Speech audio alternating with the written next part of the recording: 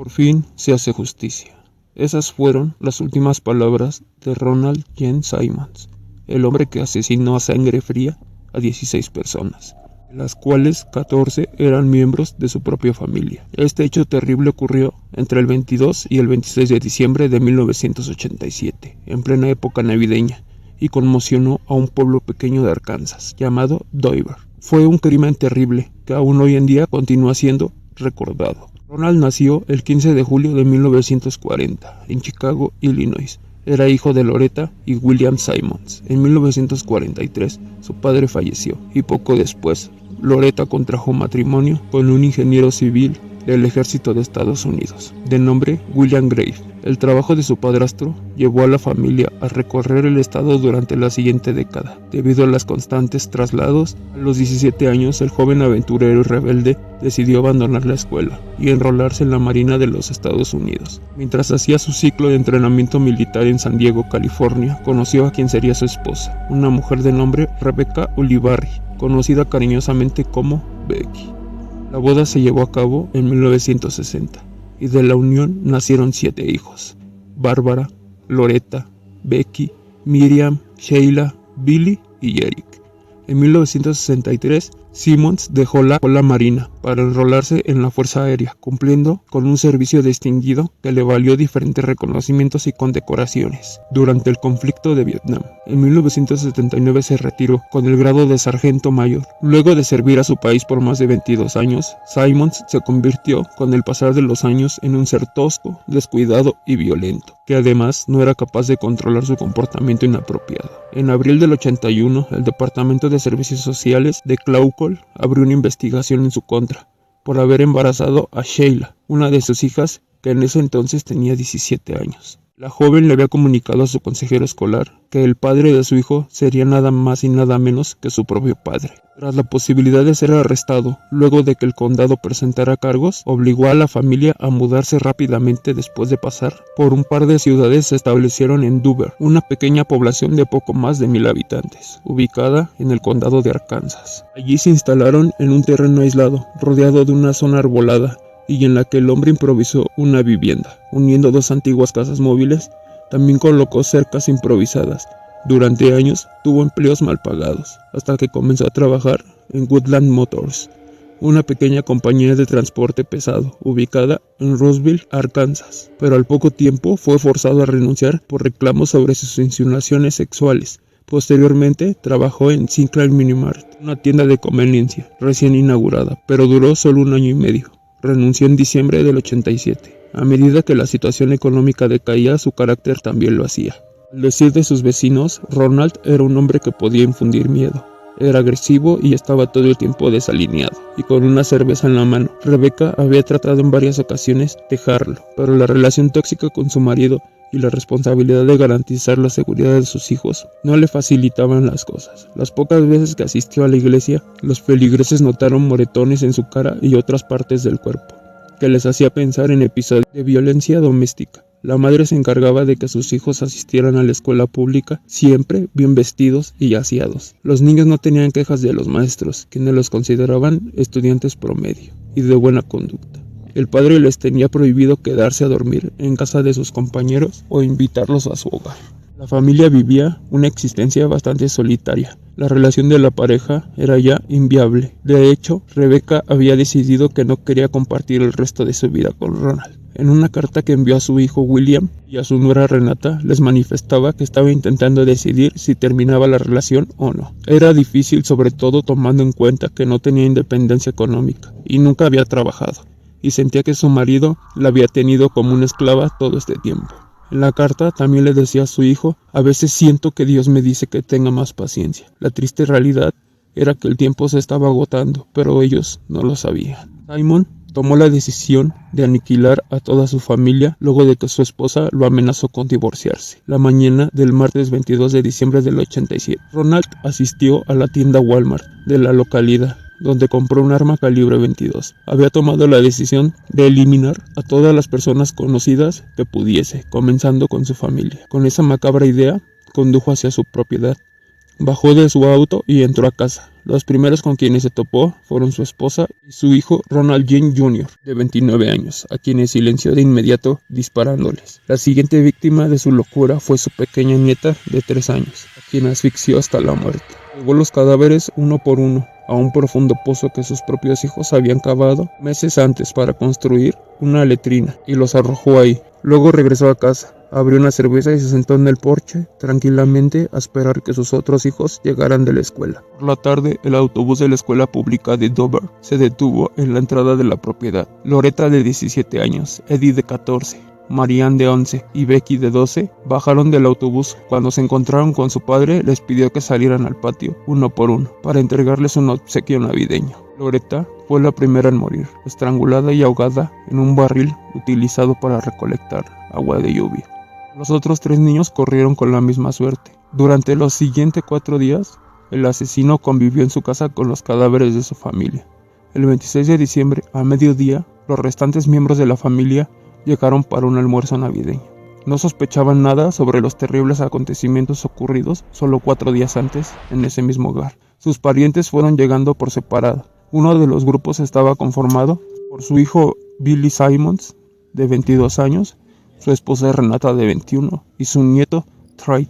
También llegaron Sheila, de 24 años, quien era la hija de la que había abusado años atrás, su esposo Denny McCunty, de 33, y sus hijos Sylvia Gay, de 6 años, quien era nieta y hija biológica del asesino, y Michael, hijo de Sheila, de su esposo Dennis. Los primeros en ser eliminados ese día a manos de Ronald fueron Billy y Renata, quienes vivían en Fort Knight, ciudad del condado de Dallas. Ambos fueron eliminados a tiros y luego estranguló y ahogó a su nieto. Le siguieron su hija Sheila y su esposo Dennis, a quienes también les disparó. La pequeña Sylvia fue estrangulada y su nieto Michael, de 22 meses, corrió con la misma suerte. Luego de cometer los crímenes, procedió a colocar en el salón, uno por uno, y ordenó en pilas los cuerpos, sin vida, de toda su familia. Cubrió con abrigos y manteles los cadáveres de sus hijos y sus respectivas parejas. A sus nietos los envolvió en láminas de plástico y luego los colocó en autos abandonados que se encontraban alrededor de su propiedad. Más tarde ese día, Simmons condujo a Roserville, a donde se detuvo en una tienda de Sears y recogió los regalos de Navidad que había pedido posteriormente. Condujo hasta un club privado, donde bebió unos tragos, regresó a su casa y pasó tranquilamente el resto de la noche. Y el día siguiente, bebiendo cerveza y viendo televisión, siendo rodeado de los cadáveres de su familia. El lunes 28, Simmons condujo el automóvil Toyota Corolla marrón que había sido de uno de sus hijos, hasta Roserville. Su primera parada fue en un Walmart.